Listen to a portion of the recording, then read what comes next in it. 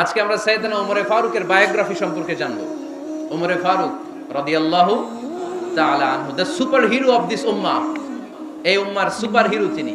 রাব্বুল আলামিন বলেন, মুহাম্মাদুর রাসূলুল্লাহি ওয়াল্লাযীনা মাআহু আশিদ্দাউ আলাল কুফফারি রুহামাউ বাইনাহুম। মুহাম্মদ সাল্লাল্লাহু আল্লাহর রাসূল, তার সাথে যারা থাকে মানে তার সাহাবারা, নিজেরা পুষ্পকমল, কাফেরদের ব্যাপারে তারা বজ্র কঠোর। সুবহানাল্লাহ পড়েন। এরপর আল্লাহ বললেন, তারাহুম রুকআন সুজদান ইয়াবতাগুনা ফাদলাম মিনাল্লাহি ওয়া রিদওয়ানা। ও নবী, আপনি দেখবেন আপনার সাহাবারা সব সময় রুকু করে, সব সময় সিজদা করে, সিজদার মধ্যে তারা মাথা ঠুকে ঠুকে আমার দরবারে কাঁদে। ঠিক কি না? সাহাবাদের একটা বৈশিষ্ট্য হচ্ছে অবসর পেলেই ওনারা রুকু করতেন, সিজদা করতেন। আকরাবু মা ইয়াকুনুল আবদু মির রাব্বিহি ওয়া হুয়া সাজিদ ফাআকসিরু ফীহি দুআ। বান্দা যখন সিজদায় লুটিয়ে পড়ে, বান্দা তখন আল্লাহর সবচেয়ে কাছে চলে যায়। আমরা যখন সিজদা দেই তখন আল্লাহর কাছে চলে যাই। কখন কাছে চলে যাই? যখন কি দেই? আপাত দৃষ্টিতে মনে হয় আমার সিজদাটা মসজিদের টাইলসের উপরে পড়েছে, জায়নামাজের উপরে পড়েছে, মসজিদের কাতারের উপরে, মুসল্লার উপরে পড়েছে, কিন্তু আল্লাহর হাবিব বলেন তোমার সিজদাটা আল্লাহর কুদরতি পায়ের উপরে পড়েছে। সাহাবীরা সব সময় রুকু সিজদায় পড়ে থাকতেন, আল্লাহর কাছে তারা চাইতেন। তাই আমাদের মডেল হবে সাহাবারা। আমাদের মডেল হবে কারা? আওয়াজ করে বলেন, কারা? এই মেসেজটা বাড়িতে নিয়ে যেতে পারবেন তো? This is the first message I drop today for the people of Faridpur. Faridpur বাসীর জন্য আজকের আমার প্রথম মেসেজ, আমাদের মডেল হচ্ছে সাহাবারা।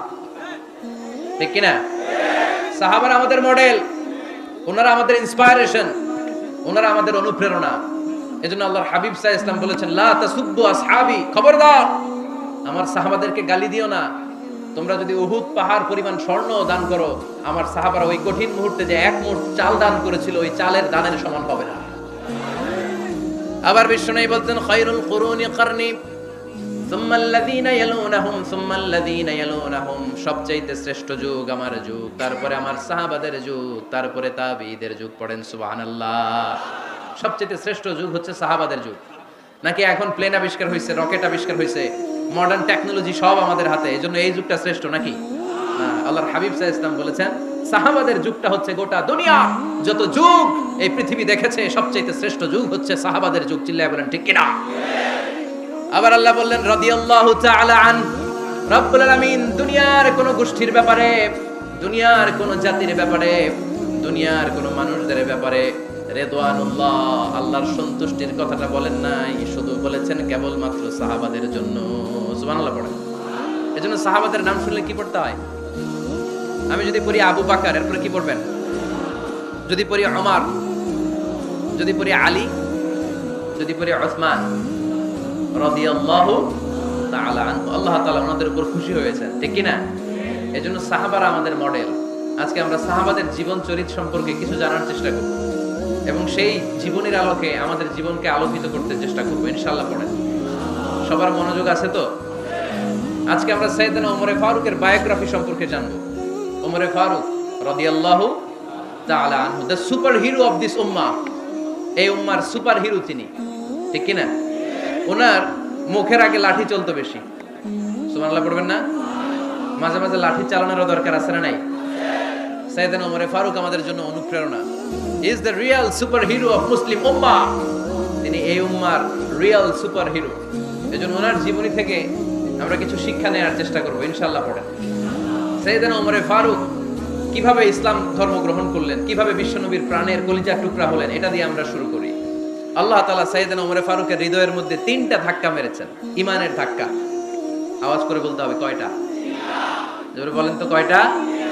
3টা ঈমানি ধাক্কা। এক হচ্ছে বিশ্বনবীর দোয়ার ধাক্কা। এক কি? দোয়ার ধাক্কা। 2 হচ্ছে সূরা হাক্কা দিয়ে দিয়েছেন আল্লাহ এক ধাক্কা। সুবহানাল্লাহ পড়বেন না? 3 হচ্ছে সূরাতু তাহা দিয়ে আল্লাহ দিয়েছেন আরেকটা ধাক্কা।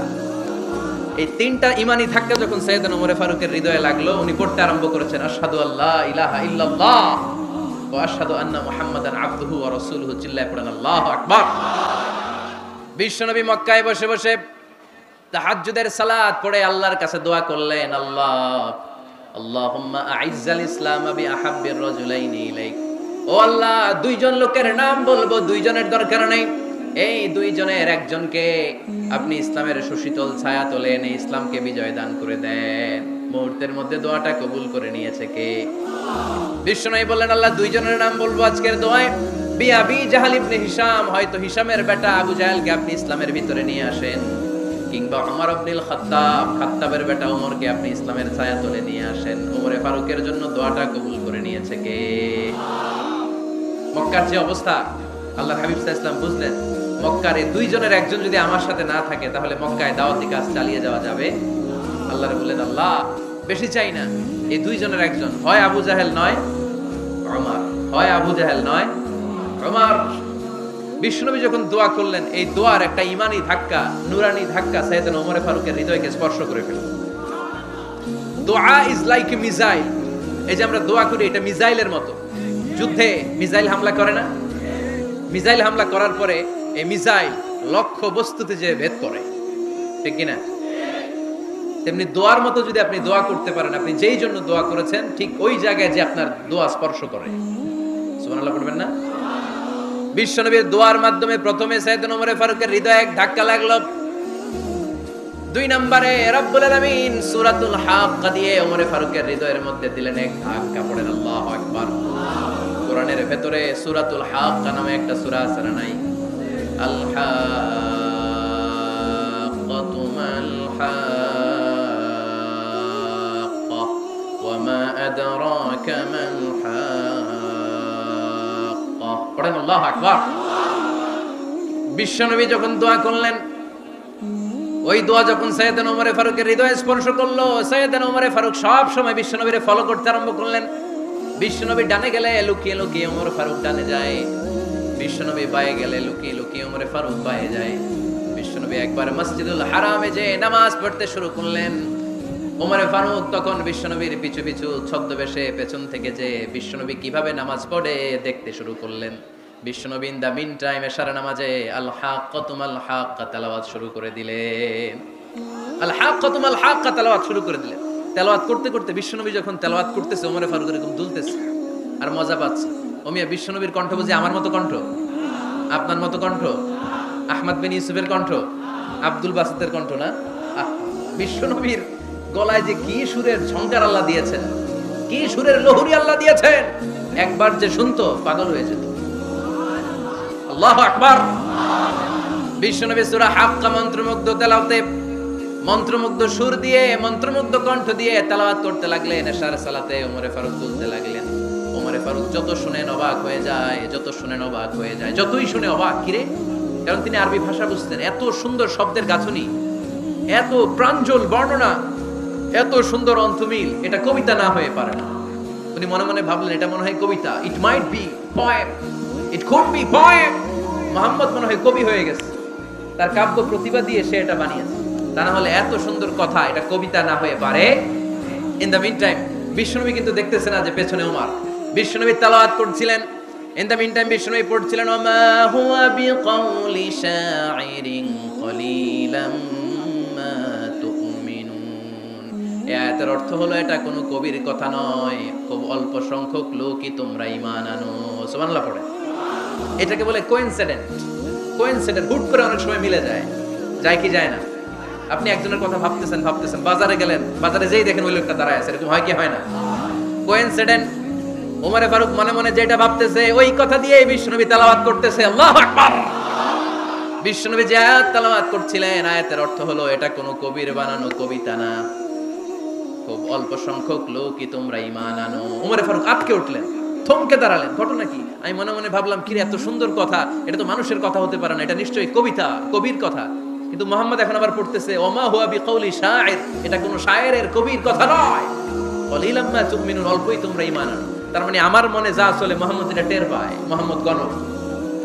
নাউজুবিল্লাহ পড়বেন না? মুহাম্মদ অনেক বড় মাপের একজন গণক। মানুষের হৃদয়ে কি চলে, মনে মনে কি ভাবে, মুহাম্মদ না দেখেও বলে দিতে পারে। ইন দা মিন টাইম বিশ্বনবী পরের আয়াতে পড়লেন ওয়ালা বিকাউলি কাহিনিন কলিলাম মা তাযাক্কারুন। এই আয়াতের অর্থ হলো এটা কোনো গণকের বানানো গণনা নয়, খুব অল্প সংখ্যক লোকই তোমরা উপদেশ হিসেবে এটাকে মানো। সুবহানাল্লাহ পড়েন। এবার আর ওমর ফারুকের সহ্য হয় না, কি আজীব তামাশা। প্রথমে মনে করলাম কবিতা, মোহাম্মদ কয় কবি না, সে কবি না, এটা কবিতা না। তারপর ভাবলাম সে গণক, সে আয়াত পরে পরে বলে দিল এটা গণনা নয়। তাহলে এটা কি? এটা কি কবিতাও না, গণনাও না, তাহলে এটা কি? বিশ্বনবী তখন বললেন তানজিলুম মির রাব্বিল আলামিন। সুবহানাল্লাহ পড়েন। পরের আয়াত ছিল তানজিলুম মির রাব্বিল আলামিন। এটা দুনিয়ার কোনো কবির বানানো কবিতা না, এটা কোনো গণকের গণনা না, এটা কোনো সাহিত্যিকের বানানো সাহিত্য নয়, এটা মহাবিশ্বের পরিচালক রব্বুল আলামিনের কাছ থেকে পাঠানো কিতাব কোরআন। সূরা হাক্কার ধাক্কায় ওমর ফারুক গাইজ। প্রথমে ধাক্কাটা লাগলো যে দোয়া, বিষ্ণুবী তাহাজ্জুদে কেঁদে দোয়া করলেন, আল্লাহ হয় আবু জাহেলরে দিবা নাইলে ওমরে দিবা। ওই দোয়া ওমর ফারুকের হৃদয়ে ছোঁয়া লেগেছে। এরপরে হাক্কা, সূরাতুল হাক্কা দিয়ে দিলে এক ধাক্কা। এই ধাক্কা খেয়ে উথাল পাথাল হৃদয়ের মধ্যে, হাই রে এ কি বাণী, এ কেমন কথা, কে মুহাম্মদ? তারপরেও শয়তানের ওয়াসওয়াসা আছে না নাই? আল্লাহ বলে যতই ওয়াসওয়াসা ওমরকে দেয়া হোক, আমি ওমরে ফারুককে এই মুসলিম উম্মতের সেনাপতি বানিয়ে ছাড়বো, আমি সেনাপতি বানাবো। এবার 3 নাম্বার ডোজ। ডাক্তারের কাছে গেলে প্রথমে দেখবেন সিম্পল ডোজ দেয়, নরমাল ওষুধ, এটাতে কাজ না হলে ডোজ বাড়ায়, একেবারে কাজ না হলে অ্যান্টিবায়োটিক মারে, আছে না নাই? আল্লাহ প্রথমে দোয়ার ছোঁয়া লাগালেন, তারপর সূরা হাক্কা দিয়ে ধাক্কা মারলেন, এরপরে রব্বুল আলামিন বলেন এবার 3 নাম্বার ডোজ সূরা তহা দিয়ে আমি তোমার হৃদয়টারে উজালা বানায় দেব রে উমার। শয়তান ওদিক দিয়ে ওয়াসওয়াসা, খেলা দুই দিক থেকে চলতেছে। আল্লাহ তাআলা হেদায়েতের রাস্তায় টানছে, শয়তান জাহান্নামের দিকে টানছে। ঘোষণা দেয়া হলো মক্কায়, মুহাম্মাদের মাথা কেটে এনে দিলে এত এত স্বর্ণ মুদ্রা দেয়া হবে। ওমরে ফারুক রাজি হয়ে গেলেন, নাঙ্গা তলোয়ার নিয়ে বিশ্বনবীর মাথা কাটার জন্য ছুটলেন। নাউজুবিল্লাহ পড়বেন না? বনু জাহরা গোত্রের এক লোক বলে, আইনা ইয়া আমার, কই যাও? মুহাম্মাদের মাথা কাটতে যাই। আরে মুহাম্মাদের মাথা কাটতে যাও? তোমার বোন ফাতিমা বিনতে খাত্তাব আর তোমার বোন জামাই সাঈদ কদ সাবা, এরা তো ধর্ম ত্যাগ করে ফেলছে, এটা তো আমাদের ধর্ম ত্যাগ করে মুহাম্মাদের ফলোয়ার হয়ে গেছে। আগে ওমর ঘর সামলাও, পরে মুহাম্মাদের মাথা কাটতেছে। ওমরে ফারুক অবাক হয়ে গেলেন, তলোয়ার নিয়ে বিশ্বনবীর দিকে না যেয়ে নিজের বাড়ির দিকে চলে গেলেন। বিশ্বনবীর আপন বোন ফাতিমা বিনতে খাত্তাব, বোন জামাই সাঈদ আর খাব্বাব রাদিয়াল্লাহু তাআলা আনহু তিনজন মিলে সূরা তহা তেলাওয়াত করছিলেন। পড়েন সুবহানাল্লাহ। মক্কায় লুকিয়ে লুকিয়ে দাওয়াত হতো। খাব্বাব রাদিয়াল্লাহু তাআলা আনহু একটা চামড়ার ফলকের মধ্যে সূরা তহার কয়েকটা আয়াত এনে ওমরে ফারুকের বোন আর বোন জামাইকে শিক্ষা দিচ্ছে, ট্রেনিং দিচ্ছে। সুবহানাল্লাহ পড়েন। লুকিয়ে লুকিয়ে ওমরে ফারুক যখন ঘরে চলে আসলেন, এরা তটস্থ হয়ে গেল। সাইয়েদনা খাব্বাব বিছানার তলায় লুকিয়ে গেলেন। ওমরে ফারুক বললেন, দরজা খোলো। ফাতিমা বিনতে খাত্তাব দরজা খোলার পরে নির্মম ভাবে সাইয়েদনা ওমর রাদিয়াল্লাহু তাআলা আনহু বোনের গায়ে আঘাত শুরু করে দিল। বোন জামাইকে আহত করতে শুরু করলো আর বলতে শুরু করলো, তোরা পাগল হলি কেন? কি আছে ওই মুহাম্মাদের মধ্যে? কি জাদু নিয়ে এসেছে? সে যাই বলে লোকজন পাগল হয়ে যায়, সবাই তার উপর কালিমা পড়ে ঈমান এনে ফেলে। কি এমন জিনিস তোদের কাছে আছে যেটা দেখে মুহাম্মদকে তোরা ভালোবাসলি? কি আছে? কি পড়তেছিলি আমারে দেখা। ফাতেমা বলে, ইন্নাকা রিজসুন লা ইয়ামাসসুহু ইল্লাল মুতাহহারুন। ও আমার ভাই ওমর, তুমি নাপাক। তুমি কি? লা ইয়ামাসসুহু ইল্লাল মুতাহহারুন, পবিত্রতা অর্জন না করে এই কোরআন ধরা যায় না। সুবহানাল্লাহ পড়েন। ওমর ফারুক গোসল করে আসলেন, কারণ ধাক্কা তো আগে কয়েকটা খাইছে। কথা বুঝেন নাই বোধহয়? প্রথমে দোয়ার ধাক্কা, পরে কোন সূরা দিয়ে ধাক্কা? হাক্কা দিয়ে ধাক্কা। 3 নম্বরে এখন আরেকটা ধাক্কা খাবে। গোসল করে আসলেন। ফাতিমা বিনতে খাত্তাব বললেন, গোসল যখন করে এসেছেন, এই নেন। ওমরে ফারুক এবার চামড়ার কাপড়ের মধ্যে সূরা তহার প্রথম আয়াতের দিকে নজর করলেন। নজর করেই কোরআনের প্রেমে পড়ে গেলেন। পড়েন সুবহানাল্লাহ। ওমরে ফারুক পড়তে আরম্ভ করলেন, তহা মা আনজালনা আলাইকাল কুরআনা লিতাশকা ইল্লা তাযকিরাতাল লিমান ইয়াখশা তানজিলাম মিম্মান খালাকাল আরদা ওয়াস সামাওয়াতিল উলা। সুবহানাল্লাহ পড়েন। উনি পড়তে আরম্ভ করলেন, তহা মা আনজালনা আলাইকাল কুরআনা লিতাশকা, এই কোরআনকে আমি তোমাদের হতভাগ্য থাকার জন্য পাঠাই নাই। এটা রব্বুল আলামিনের পক্ষ থেকে এসেছে। যারা রবকে ভয় করে তাদের জন্য আছে উপদেশ। যিনি আকাশ বানিয়েছেন, জমিন বানিয়েছেন, ওই আল্লাহ তাআলা নিজেই এই কোরআন পাঠিয়েছেন। আওয়াজ করে পড়তে হবে আল্লাহু আকবার। উনি খুব ভালো আরবি জানতেন। সূরা তাহা পড়ার পরে আর ধৈর্য ধারণ করতে পারে না। ওমর ফারুক ছোট্ট বাচ্চার মতো কান্না শুরু করে দিলেন, আল্লাহু আকবার। সূরা তাহাটা হাতে নিয়ে, তলোয়ারটা হাতে নিয়ে বিশ্বনবীর দিকে ছুটতে আরম্ভ করলেন। আইনা মুহাম্মদ, কোথায় মুহাম্মদ? তোমরা আমাকে মুহাম্মাদের কাছে নিয়ে চলো। বিশ্বনবী তখন সাফা পাহাড়ের পাদদেশে দারুল আরকাম ইবনে আলকামের ঘরে লুকিয়ে লুকিয়ে কোরআনের দাওয়াত দিতেন। ওমর ফারুককে পাগলের মতো ছুটে আসতে দেখে বিশ্বনবীর চাচা হামজা ইবনে আব্দুল মুত্তালিব বলল, নবী আপনি পালান, ওই যে খাত্তাবের বেটা ওমর আপনাকে অপমান করার জন্য, আক্রমণ করার জন্য তেরে এসেছে। সাহাবীরা বললেন, নবী আপনি পালিয়ে যান, আমরা সামাল দেব।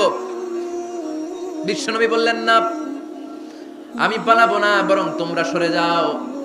ওমর ইবনে আল খাত্তাবকে আমার দরবার পর্যন্ত আসতে দাও। আমার তো মনে হচ্ছে ওই যে তাহাজ্জুদের নামাজ শেষে চোখের পানি ছেড়ে যে আমি আল্লাহর কাছে দোয়া করেছি, আজকে আমার ওই দোয়াটা কবুল হতে শুরু করেছে। আমার তো মনে হচ্ছে আমার ওই দোয়া কবুল হবে, আসতে দাও। ওমর ফারুক এসে বললেন, আশহাদু আল্লা ইলাহা ইল্লাল্লাহ ওয়া আশহাদু আন্না মুহাম্মাদান আবদুহু ওয়া রাসূলুহু। আমি সাক্ষ্য দিলাম আল্লাহ ছাড়া কোনো ইলাহা নাই, নিশ্চয়ই আপনি আল্লাহর প্রেরিত বান্দা এবং রাসূল। পড়েন সুবহানাল্লাহ। ওমর ফারুক যখন কালিমা শাহাদা পড়ে মুসলমান হয়ে বিশ্বনবীর হাতে হাত রাখলেন, মুসলিম সাহাবীদের মধ্যে খুশি আর আনন্দের বন্যা বয়ে গেল। মুসলিম হাতে গোনা সাহাবারা আল্লাহর প্রশংসা করলেন। বিশ্বনবী সাইয়েদনা ওমর ফারুককে জড়িয়ে ধরলেন। ওমর ফারুক এবার বিশ্বনবীরে বললেন, নবী গো, আলাসনা আলাল হক, আমরা কি সত্যের উপরে আছি নাকি আমরা ভুলের উপরে আছি? বিশ্বনবী বললেন, বালা নাহনু আলাল হক, আমরা এই সত্যের উপরে আছি। সুবহানাল্লাহ পড়েন। আলাসনা আলাল হক, নবী আমরা কি সত্যের উপরে নাই? হ্যাঁ অবশ্যই ওমর তুমি সত্যের উপরে আছো। ওমর ফারুক বললেন, তাহলে ফাফিমাল ইখতিফা, তাহলে লুকায় লুকায় আর দাওয়াত দেব কেন? আমি তো কালিমা পড়ে ফেলছি, আসেন আমার সাথে বের হই। ফাফিমাল ইখতিফা, আর লুকায় লুকায় কেন? আসেন আমরা বাইরে বের হই। বিশ্বনবী বললেন, ওমর এটা মাক্কি জীবন, এখানে আমরা একটু গোপনে গোপনে দাওয়াত দিতে চাই। ওমর ফারুক বলে, না আমার দায়িত্ব, আমি একটা মিছিল দিতে চাই নবী। আল্লাহর নামের তাকবীর দিতে দিতে দারুল আরকাম থেকে শুরু করে মসজিদুল হারাম পর্যন্ত একটা মিছিল দিয়ে আমি মক্কা কাঁপায়া দেব। অনুমতি দেন। বিশ্বনবী দিতে চায় না। ওমর ফারুক অনেক বুঝানোর পরে স্বল্প পরিসরের একটা অনুমোদন পাওয়া গেল বিশ্বনবী সাল্লাল্লাহু আলাইহি ওয়াসাল্লামের কাছ থেকে। কিন্তু মিছিল যে দিবে, মিছিলের জন্য লোকের দরকার আছে না নাই? এখানে লোক নাই, আমি একাই মিছিল দিতেছি। এটা জমবে, মিছিল জমবে। খুঁজে উনি 11 জন মুসলিম সাহাবা পেলেন। কয়জন? ওমর ফারুক বললেন, 11 জনই সই। এই 11 জন নিয়ে আমি আল্লাহর নামের তাকবীর দিব। 2 লাইন করলেন। কয় লাইন? 2 লাইন। পেছনে 6 জন, আর এই লাইনের নেতা বানালেন বিশ্বনবীর চাচা হামজাকে রাদিয়াল্লাহু তাআলা আনহু।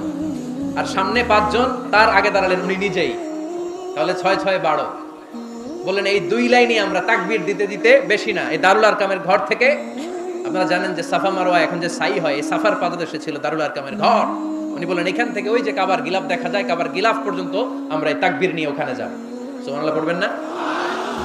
ওখানে উনি দাঁড়িয়ে ছোট্ট একটা ভাষণ দিয়েছিলেন। উনি বলেছিলেন, মান আরাদা আন তাসকুলা উম্মু ওয়া ইয়াতামা ওয়ালাদু ওয়া তারমিলা যাওজাতুহু ফালিয়াসুদ্দানি। খেয়াল করে শুনেন, কান দুইটা খরগোশের কানের মতো খাড়া করেন। উনি এক বাক্যের একটা ভাষণ দিলেন। ভাষণ দিতে জানলে বড় ভাষণ দেয়া লাগে না। এক বাক্যের ভাষণ দিয়ে গোটা বিশ্বকে ঝাঁকুনি মারা যায়। চিল্লায় বলো ঠিক কিনা?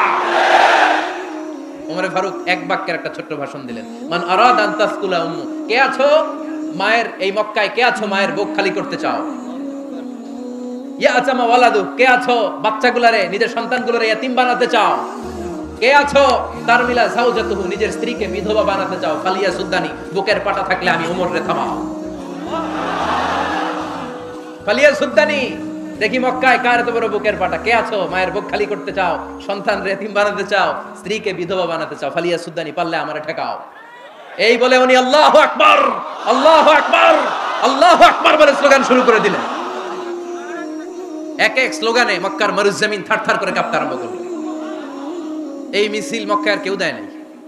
মিছিলের আওয়াজ শুনে আবু জাহেল বাইরিস, উতবা বাইরিস, শাইবা, ওয়ালিদ ইবনে মুগিরা সব বের হয়েছে। কিরে, আমার এলাকায় এত বড় স্লোগান, কার এত সাহস? বের হয়ে দেখে মিছিলের সামনে ওমর।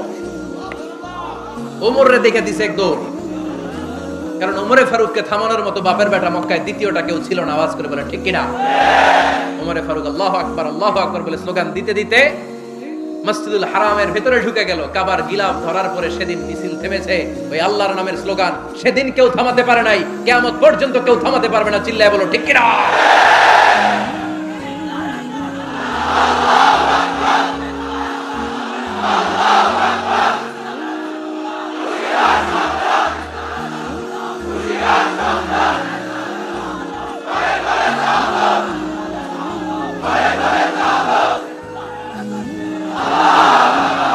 ওইরকম একটা ওমরের দরকার, আমাদের বেশি চাই না। জোরে বলেন ঠিক কিনা? দাও খোদা দাও আমায় আবার ওমর দারাজ দিল, দাও খোদা দাও আমায় আবার ওমর দারাজ দিল, দাও আলীর মতো বীর সেনানী, আলীর মতো বীর সেনানী জাগাতে নিখিল, দাও খোদা দাও আমায় আবার ওমর দারাজ দিল। সুবহানাল্লাহ পড়েন। একটা ওমর লাগবে। চিল্লায় বলেন কয়টা? ওই ওমরের অপেক্ষায় বাংলাদেশ সহ গোটা মুসলিম উম্মাহ, ঠিক কি না? একটা ওমরই যথেষ্ট। আমাদের সেন্ট্রাল লিডারশিপ নাই তো, আমাদেরকে এদিকে লাথি মারলে আমরা ওইদিকে যাই, ওদিক থেকে গুতা মারলে আমরা এদিকে যাই। আমাদের রিপ্রেজেন্টেটিভ, আমাদের প্রতিনিধিত্ব করার মতো কোনো কেন্দ্রীয় লিডারশিপ নেতৃবৃন্দ গোটা বিশ্বে নাই, ঠিক কি না? আমরা সেই ওমরে ফারুকের অপেক্ষায়, আমরা সেই ইমাম আল মাহদির অপেক্ষায়। এই ওমরে ফারুক আমাদের মডেল, ঠিক কি না? থার্ড ইন পজিশন এই পুরো উম্মতের মধ্যে ওনার পজিশন নাম্বার 3। 1 নাম্বার পজিশন বিশ্বনবীর, কার? 2 নাম্বার পজিশন কার? আবু বকর। 3 নাম্বার পজিশন কার? ওমরে ফারুকের। বিশ্বনবী বলতেন লা নবিয়্যা বা'দি, লা নবিয়্যা বা'দি, আমার পরে কোনো নবী নাই। ওয়ালা রাসূলা, আমার পরে কোনো রাসূলও নাই। আমার নবীর পরে আর কোনো নবী আছে? আমার নবীর পরে আর কোনো রাসূল আছে? এই যে কাদিয়ানি যে একটা সম্প্রদায় আছে, এরা কি মুসলিম নাকি অমুসলিম? মুসলিম সম্প্রদায়ের সাথে এদের কোনো সম্পর্ক নাই। চিল্লায় বলেন ঠিক কি না? এরা যদি মুসলমান হতে চায়, আমার নবী দ্য লাস্ট মেসেঞ্জার বিশ্বনবীকে খাতামুন নবী হিসেবে সংবাদ সম্মেলন করে গোটা বিশ্বকে জানাই দিতে হবে, তারপরে তাদেরকে আমরা মুসলিম হিসেবে স্বীকৃতি দিব। চিল্লায় বলেন ঠিক কি না?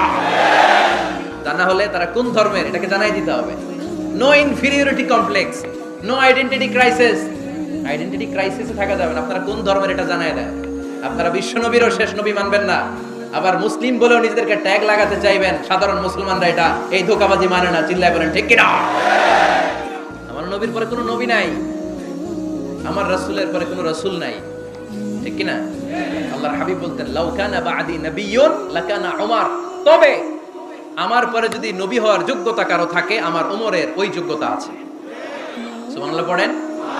প্রভু তুমি বলেছ রাসূল দেবে না, বলনি দেবে না ওমর, বলনি দেবে না হামজা তারি, খালিদ বিজয় সমর। প্রভু তুমি বলেছ রাসূল দেবে না, বলনি দেবে না ওমর, বলনি দেবে না হামজা তারি, খালিদ বিজয় সমর। প্রভু তুমি বলেছ রাসূল দেবে না। সুবহানাল্লাহ পড়েন। এজন্য আমরা একটা ওমর চাই। কয়টা? বেশি লাগবে? নেতার মতো নেতা কয়টা লাগে? জোরে বলেন কয়টা? Enough, that's enough. Omar Farooq our superhero. ওনার সাথে বিশ্বনবী সাল্লাল্লাহু আলাইহি ওয়াসাল্লামের মুসাহারার সম্পর্ক ছিল। ওমর ফারুক যে বিশ্বনবীর শ্বশুর, এটা অনেকে জানেই না। ওমর ফারুক রাদিয়াল্লাহু তাআলা আনহু বিশ্বনবীর শ্বশুর ছিলেন। এটা আজকে নতুন শুনছেন, কে কে হাত তোলেন? দেখছেন হুজুর? সঠিক বলছি না আমি? অনেকে আমরা জানি না। মাশাআল্লাহ, জানতে লজ্জা নাই, শিখতে লজ্জা নাই। লজ্জা হচ্ছে অজ্ঞতায় আর মূর্খতায়, ঠিক কি না? আমরা শিখতে রাজি আছি। যে কথা বলে আমরা তার ছাত্র। আমার আগে হুজুর কথা বলতেছিলেন, আমরা ছিলাম ছাত্র। এখন আমি কথা বলতেছি, এখন আমরা সবাই হয়ে গেছি ছাত্র, ঠিক কি না? যিনি বলেন তিনি শিক্ষক, বাকিরা আমরা ছাত্র, ঠিক কি না? 4 খলিফার 2 খলিফা, ইসলামের 4 খলিফার 2 খলিফা বিশ্বনবীর মেয়ের জামাই, আর বাকি 2 খলিফা বিশ্বনবীর শ্বশুর। সুবহানাল্লাহ পড়েন। সাইয়েদনা আলী রাদিয়াল্লাহু তাআলা আনহু, সাইয়েদনা উসমান যুন নূরাইন বিশ্বনবীর মেয়ের জামাই। উসমান রাদিয়াল্লাহু তাআলা আনহুর কাছে বিশ্বনবী 2 মেয়েকে বিয়ে দিয়েছিলেন। একজন মারা যাওয়ার পরে আরেকজন। বিশ্বনবী বলেছেন এরপরে আরেকটা থাকলে ওইটারও বিয়ে দিতাম। সুবহানাল্লাহ পড়বেন না? 2 জন ছিল মেয়ের জামাই আর 2 জন ছিল শ্বশুর সাইয়েদনা আবু বকর শ্বশুর, বিশ্বনবীর স্ত্রী আম্মাজান আয়েশা রাদিয়াল্লাহু তাআলা আনহার বাবা, বিশ্বনবীর স্ত্রী আম্মাজান হাফসা রাদিয়াল্লাহু তাআলা আনহার বাবা ছিল সাইয়েদনা ওমর ফারুক। চিল্লায়ে পড়েন আল্লাহু আকবার। জান্নাতের পজিশন না, সাইয়্যিদু কুহুলিল জান্নাহ। জান্নাতে যত নারীরা যাবে, নারীদের সর্দারিনী হবে সাইয়্যিদাতুনা ফাতেমা রাদিয়াল্লাহু তাআলা আনহা। এই ফরিদপুরের যত ইয়াংস্টাররা তোমরা যারা জান্নাতে যাবে, তোমাদের লিডার হবে সাইয়েদনা হাসান আর হুসাইন রাদিয়াল্লাহু তাআলা আনহুমা। আর বয়স্ক মুরব্বীরা যারা জান্নাতে ঢুকবেন, আপনাদের লিডার হবে সাইয়েদনা আবু বকর আর সাইয়েদনা ওমর ফারুক রাদিয়াল্লাহু তাআলা আনহু। সুবহানাল্লাহ পড়তে পারলেন না? ওমর ফারুক এটা সাধারণ কোনো ক্যারেক্টারিস্টিক্স নয়, ওনাকে আল্লাহ তাআলা নলেজও দিয়েছেন, আবার দিনদারিও দিয়েছেন। আমার দিনী ভাইয়েরা খেয়াল রাখবেন, কোনো আলেমের মধ্যে বা কোনো নেতার মধ্যে যদি এই দুইটার সমন্বয় আপনি পান, যে তার জ্ঞানও আছে আবার দিনদারিও আছে, he belongs the knowledge and he belongs the তাকওয়া, সে গোটা বিশ্বকে জয় করে ফেলবে। ঠিক কিনা? যার মধ্যে জ্ঞান আছে, যার মধ্যে তাকওয়া আছে, তারে কেউ থামায় রাখতে পারে? ওমর ফারুককে এই দুই নেয়ামত দিয়ে ধন্য করেছে কে? সহিহ বুখারীর বর্ণনা, বিশ্বনবী সাহাবীদের সামনে একটা স্বপ্নের কথা বলছেন। বিশ্বনবী বললেন, আমি স্বপ্নে দেখলাম আমার আঙ্গুলের ফাঁকা থেকে দুধ বের হচ্ছে, আমি তৃপ্তি সহকারে দুধ খেলাম। খাওয়ার পরে দেখলাম আঙ্গুলের মধ্যে একটু দুধ লেগে আছে। আমার আঙ্গুলে অতিরিক্ত লেগে থাকা দুধটা আমি ওমর ফারুকের মুখের মধ্যে লাগিয়ে দিলাম। সাহাবারা বললেন, ইয়া রাসূলুল্লাহ, ইয়া হাবিবাল্লাহ, মাযা আওয়ালতা বিহি, এই স্বপ্নের আপনি কি ব্যাখ্যা করলেন, আমরা তো বুঝলাম না। বিশ্বনবী বললেন, আওয়ালতু বিহি আল ইলম, আমি এই দুধ দিয়ে জ্ঞানের ব্যাখ্যা করেছি, কারণ ওমরকে আল্লাহ যেই জ্ঞান দিয়েছে গোটা বিশ্বের কাউকে এত জ্ঞান দেয় না। এজন্য স্বপ্নে যদি কেউ দেখেন যে আপনি দুধ খাচ্ছেন, তার মানে আল্লাহ তাআলা আপনার জ্ঞান বাড়ায় দিবেন। ওমর ফারুককে দুধ খেয়ে অতিরিক্ত দুধের অংশটা বিশ্বনবী আবু বকর রাদিয়াল্লাহু তাআলা আনহুর মুখে দেন নাই, সাইয়েদনা উসমানের মুখে দেন নাই, আলী রাদিয়াল্লাহু তাআলা আনহুর মুখে দেন নাই। স্বপ্নে ওই অতিরিক্ত লেগে থাকা দুধটা বিশ্বনবী ওমর ফারুকের ঠোঁটের মধ্যে লাগিয়ে দিয়েছেন। এই হাদিস থেকে প্রমাণ হয় আল্লাহ তাআলা জ্ঞানের নিয়ামতে সাইয়েদনা ওমর ফারুককে ধন্য করেছেন। আবার বুখারীর বর্ণনা, বিশ্বনবী সাল্লাল্লাহু আলাইহি ওয়াসাল্লাম আরেকটা স্বপ্নের বর্ণনা দিচ্ছেন। তিনি বললেন, তোমাদের সবাইকে স্বপ্নে আমার সামনে দাঁড় করানো হলো। আমি দেখলাম তোমাদের কারো জুব্বা নাভি পর্যন্ত, কারো জুব্বা হাঁটু পর্যন্ত, কারো জুব্বা টাকনু পর্যন্ত। ওমর ফারুককে যখন স্বপ্নে আমার সামনে দাঁড় করিয়ে দেয়া হলো, আমি দেখলাম ওমরের জুব্বা এত লম্বা, ওমর টেনে হিচড়ে তার জুব্বা নিয়ে সামনে হেঁটে যাচ্ছে। সাহাবারা বললেন, ফামাযা আওয়ালতা বিহি ইয়া রাসূলুল্লাহ, ও আল্লাহর রাসূল, এই স্বপ্ন দিয়ে আপনি কি বোঝাতে চাইলেন, আমরা কিছু বুঝলাম না। বিশ্বনবী বললেন, আওয়ালতু বিহি আদ-দীন, আমি এই হাদিসের দ্বারা দ্বীনের ব্যাখ্যা করলাম, যার জামা যত লম্বা তার দ্বীনদারি তত বেশি। সুবহানাল্লাহ, আসতে পড়েন।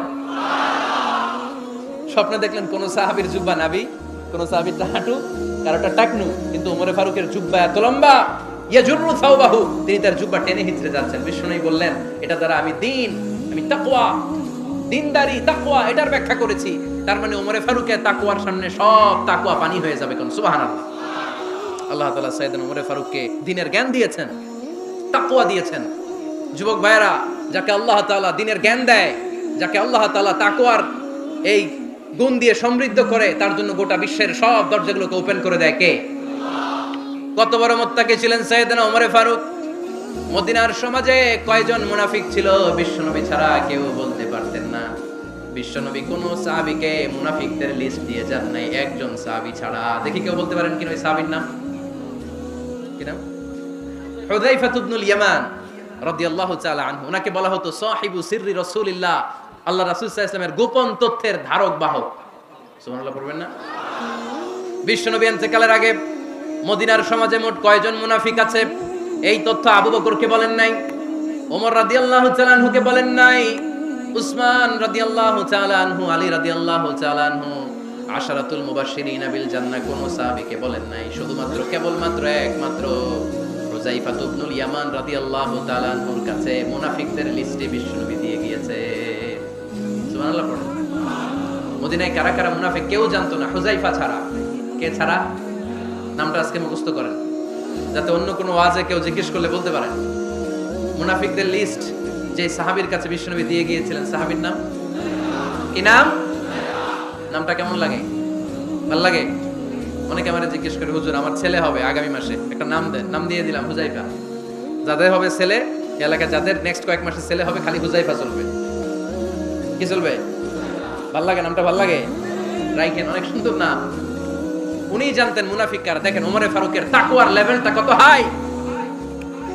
ওমরে ফারুক একদিন হুজাইফা রাদিয়াল্লাহু তাআলা আনহুর কাছে গেলেন, যে বললেন, হুজাইফা, বিশ্বনবী ইন্তেকালের আগে মুনাফিকদের নামের লিস্টটা কারো কাছে দেয় নাই, আমার জানা নাই, সাইয়েদনা আবু বকরের জানা নাই, কোন সাহাবীর জানা নাই, তুমি ছাড়া। আমি তোমার কাছে জানতে চাই, আমি ওমরের নামটা ওই মুনাফিকদের খাতায় আছে কিনা আমার একটু বলো। আমার ওমরের নামটা ওই মুনাফিকদের লিস্টিতে একটু আছে কিনা, নামটা একটু বলো। যদি থাকে আমি ভালো হয়ে যাব, আমি নেফাকি দূর করে পাক্কা মুমিন হতে চাই। আমার নাম যদি মুনাফিকের লিস্টে থাকে আমি তো শেষ। হুজাইফা চোখের পানি ছেড়ে দিয়ে বলে, আমিরুল মুমিনিন, কেমন প্রশ্ন করলেন আপনি? আপনি বিশ্বনবীর শ্বশুর, এই উম্মতে আপনার পজিশন 3 নাম্বার। আপনারে মুনাফিকরা ভয় পায়, শয়তান আপনারে ভয় পায়। আপনি জান্নাতে সব বয়স্ক লোকদেরকে নিয়ে জান্নাতের মধ্যে আগে আগে ঢুকবেন, কেমন করে মুনাফিকদের কাতারে আপনার নাম থাকতে পারে? ওমর সুবহানাল্লাহ বলেন। কি বিনয়ী, কি তাকওয়া। হুজাইফাকে যে ধরতেন, হুজাইফা একটু বলো না আমার নামটা মুনাফিকদের লিস্টিতে আছে কিনা। ওমরে ফারুকের যদি এই টেনশন থাকে যে আমি মুনাফিক হয়ে গেলাম কিনা, আমাদের এই টেনশন থাকার দরকার আছে না নাই? হ্যাঁ, যেন সব সময় আল্লাহর কাছে দোয়া করতে হবে, আল্লাহ তুমি নেফাকি থেকে আমাদেরকে বাঁচাও। আর জোরে পড়েন আমিন। ওমরে ফারুক রাদিয়াল্লাহু তাআলা আনহু আমাদের সুপার হিরো, আমাদের সবাই বলেন আমাদের। উনি কত বড় সুপার হিরো শুনেন। উনি জুমার খুতবা দিচ্ছেন। কি দিচ্ছেন? মসজিদে নববীতে। খুতবার মাঝখানে হঠাৎ বললেন, ইয়া সারিয়াতাল জাবাল, ইয়া সারিয়াত ইবনে জানিমিল জাবাল। এই কথা বলেই আবার খুতবা দিতে শুরু করলেন। ওনার এই ইয়া সারিয়াত ইবনে জানিমিল জাবালের সাথে আগের কথারও কোনো মিল নাই, পরের কথারও কোনো মিল নাই। জুমার নামাজের পর মুসল্লি সাহাবারা ধরলেন, বললেন, ইয়া আমিরাল মুমিনিন। খুতবার মাঝখানে হঠাৎ করে ইয়া সারিয়াত ইবনে জানিমিল জাবাল বলে আপনি চিৎকার করলেন কেন?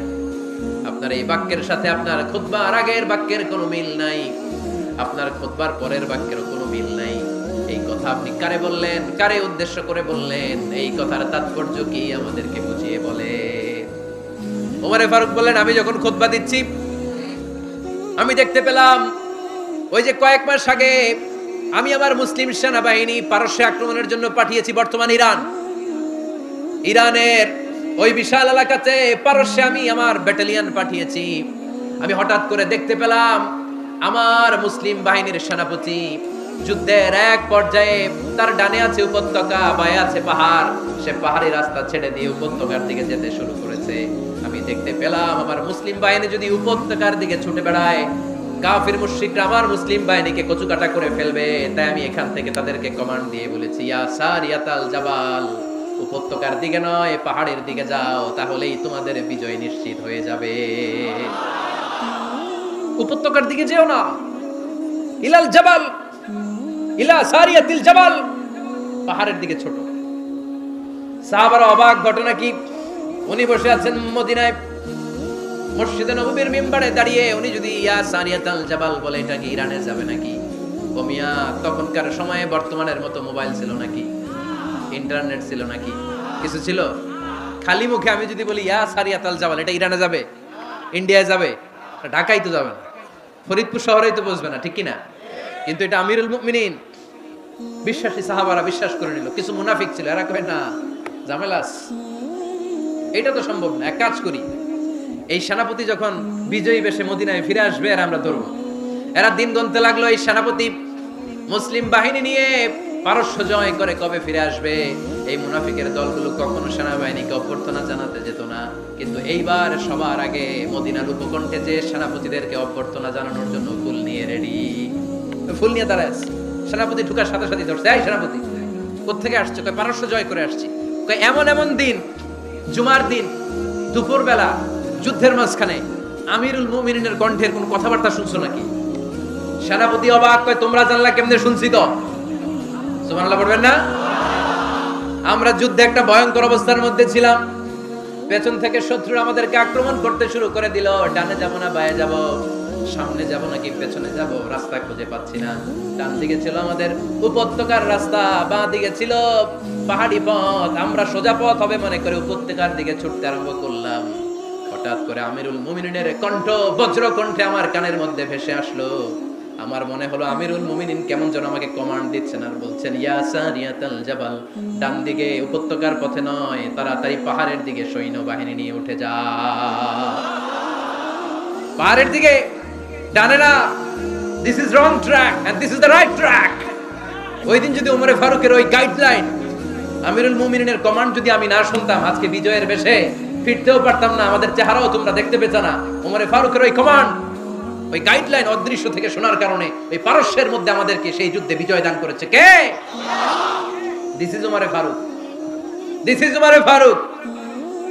বিশ্বনবী বলতেন, ওমর, মা লাকিয়াকা শাইতানু সালিকান ফাজ্জান ইল্লা সালাকা ফাজ্জান গায়রা ফাজ্জিক। ওমর, শয়তান ইবলিস যদি তোমার কোনো রাস্তা দিয়ে হাঁটতে দেখে, শয়তান ওই রাস্তা রেখে দিয়ে অন্য রাস্তা দিয়ে হাঁটে।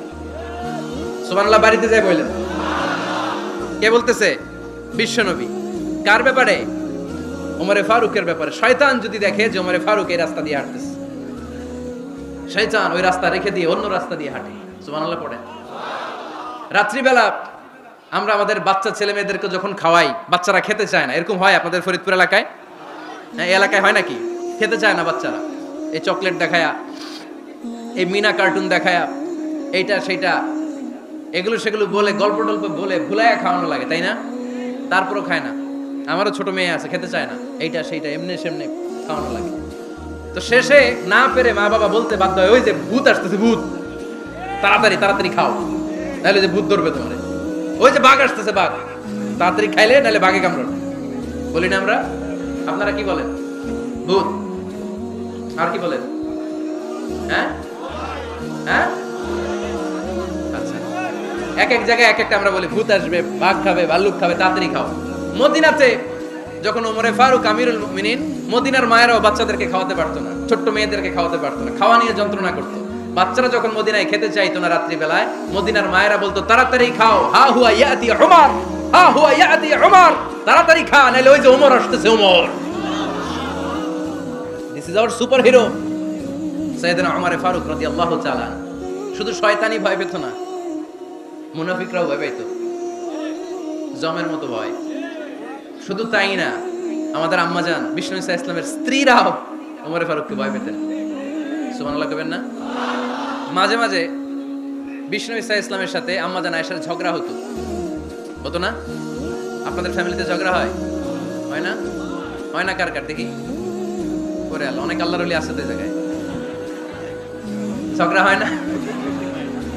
কি কথা কয়, ঝগড়া হয় না বলে? বিশ্বনবীর ফ্যামিলিতে ঝগড়া হয়, আপনার ফ্যামিলিতে হয় না?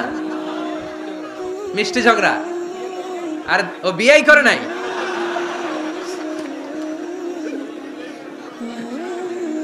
ঝগড়া তো হবেই। দাম্পত্য জীবনের মজাটাই তো এখানে, কখনো ঝগড়া, কখনো আনন্দ, একটু বৃষ্টি, একটু রোদ, একটু হাসি, একটু কান্না, ভালো লাগা ভালোবাসা শেয়ার করে নেয়া, মিলেমিশে একাকার হয়ে যাওয়া, ঠিক কিনা? তো আল্লাহর হাবিব সাল্লাল্লাহু আলাইহি ওয়াসাল্লামের সাথে আম্মাজান আয়েশার ঝগড়া হতো। একদিন ঝগড়া হয়ে দুইজন রেগে আছে।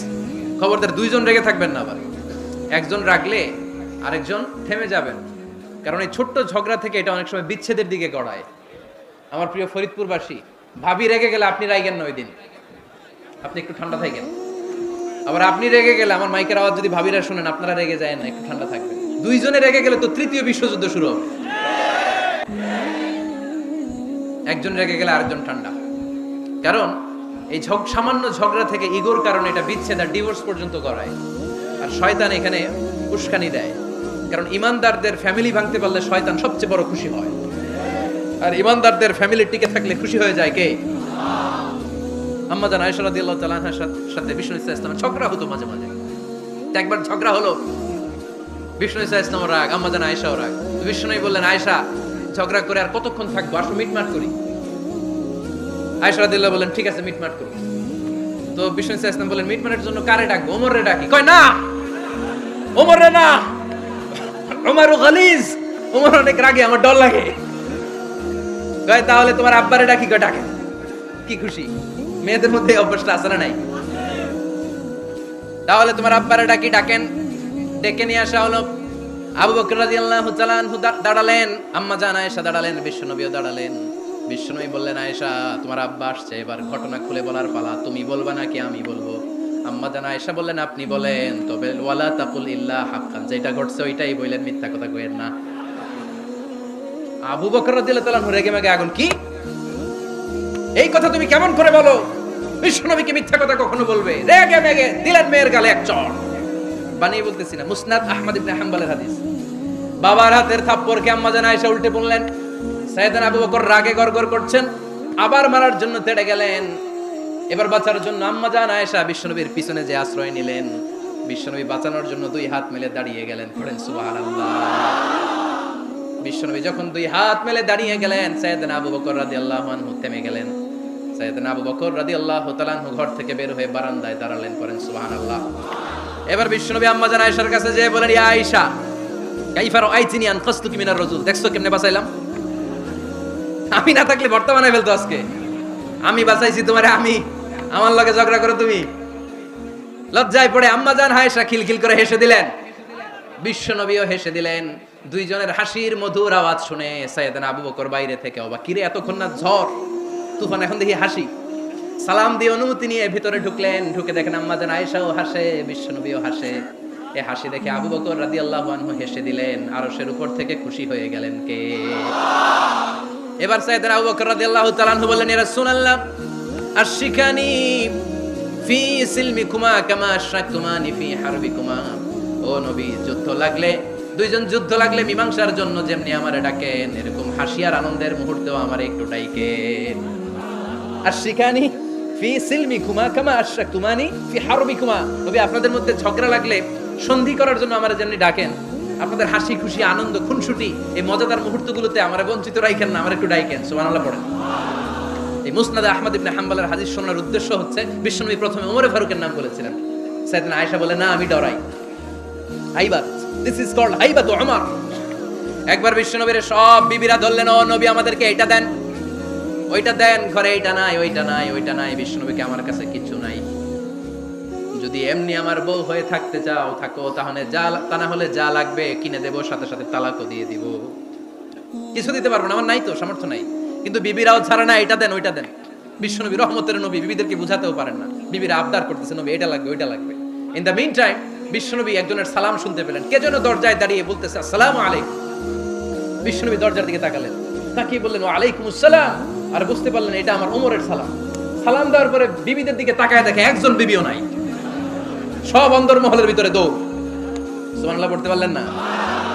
This is our super hero Omar. এরকম ওমর একটা লাগবে, চিল্লায় বলেন কয়টা? একটা ওমর গোটা বিশ্বকে সোজা করে দিবে। একটা ওমর সবল আর দুর্বলের সব পার্থক্য দূর করে দিবে। মাজলুমের উপর জালিমের অত্যাচারের অবসান ঘটায় দিবে। গোটা বিশ্বটাকে সাম্য, মৈত্রী, ভালোবাসার ইনসাফ দিয়ে পরিপূর্ণ করে দিবে। সেই ওমরের অপেক্ষায় আমরা। নিজের ছেলেকে 80টা বেত মেরেছেন। কয়টা? 80টা বেত মেরেছেন। এই ব্যাপারে অনেকগুলো বর্ণনা পাওয়া যায়। সবচেয়ে সহিহ বর্ণনা হচ্ছে মুয়াত্তা ইমাম মালিকের বর্ণনা। ওমর ফারুক রাদিয়াল্লাহু তাআলা আনহুর ছেলে আব্দুর রহমান মারুফুন বিআবি শাহমা ছিলেন মিশরে। ওখানে নাবিজ খেয়েছিলেন। নাবিজ হচ্ছে আরব দেশের লোকেরা দুধের মধ্যে শক্ত খুরমা রাত্রেবেলা ঢেলে দিত। ঢেলে দিলে সারা রাত ওই খুরমার রসটা দুধের সাথে মিশে দুধটা লাল হয়ে যেত। এটারে সকালবেলা খেত, খুব সুস্বাদু। এটাকে বলে নাবিজ। কিন্তু এটা রাতে ভিজাইলে সকালেই খাইতে হয়, রেখে দিলে আবার একটু সমস্যা হয়। এটা অনেকটা তারির মতো হয়ে যায়, মাতলামি চলে আসে। তো ওমর ফারুকের ছেলে নাবিজ খেয়েছেন, মদ খাননি, নাবিজ। কিন্তু নাবিজ খাওয়াতে সাকরান চলে এসেছে। সাকরান চলে আসাতে এটা যখন প্রমাণিত হয়েছে, আমর ইবনে আস রাদিয়াল্লাহু তাআলা আনহু নাকি 80 বেত মেরেছেন মিশরে। কয় বেত? নিয়ম হচ্ছে সবার সামনে, কিন্তু সবার সামনে না মেরে একটু গোপনে মেরেছে। এই তথ্য যখন ওমর ফারুকের কাছে এসেছে, উনি বললেন, না, মারতে হবে সবার সামনে, আলাদা মাল্লাকে। ও মদিনায় ফিরে আসলে আমি আবার 80টা মারব। মদিনায় ফিরে আসার পরে সাইয়েদনা ওমর ফারুক ওই আগের 80টারে আর ধরেন নাই, নিজ হাতে আবার 80টা বেত মেরেছেন। এই বেত মারার 1 মাস পরে এই আবু শাহ ইন্তেকাল করেছে। অনেক ঐতিহাসিক বলে এই বেতের আঘাতে মরেছে, কেউ কেউ বলেছে নিজের রোগের কারণে মরেছে। কিন্তু দিস ইজ দ্য ইনসাফ সিস্টেম অফ ওমর। নিজের ছেলে বলে ছেড়ে দেয় নাই। এখন নিজের ছেলে হইলে 7 খুন মাফ, নেতার ছেলে হইলে 10 খুন মাফ, এলাকার মোড়লের ছেলে হইলে 10 খুন মাফ। নো পার্সিয়ালিটি ইন ইসলাম। ইসলামে পার্সিয়ালিটি নাই। আপনি নেতার ছেলে হন, আপনি বিজনেস ম্যাগনেটের ছেলে হন, আপনি যেই হন না কেন, ইসলামের দৃষ্টিতে সবাই সমান। চিল্লায় বলেন ঠিক কিনা?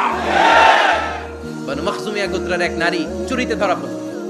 সাহাবারা বললেন, নবী, মদিনার সবচেয়ে ভেরি প্রেস্টিজিয়াস এন্ড ডিগনিফাইড ফ্যামিলির মেয়ে, আপনি হাত কাটেন না, কারণ ইসলামের নিয়ম চুরি করলে কি কেটে দাও। বিষ্ণু বললেন, বলো কি, হাত না কাটার জন্য তোমরা আমাকে রেকমেন্ড করছো? এটা আল্লাহর আইন, পৃথিবীর কেউ রেকমেন্ড করলো শোনার ক্ষমতা আমার নাই, কারণ আইনটা দিয়েছে কে? আল্লাহ। লাউ কানাত ফাতিমাতু বিনতি মুহাম্মাদিন সারাকাত লাকাতা মুহাম্মাদুন ইয়াদাহা। আরে বনু মাখজুমিয়া মেয়ে তো দূরের কথা, আমার কলিজার টুকরা ফাতেমাও যদি আজ চুরিতে ধরা পড়তো, তার হাত কেটে দিতে আমি 1 মিনিটও দেরি করতাম না। দিস ইজ ইসলাম।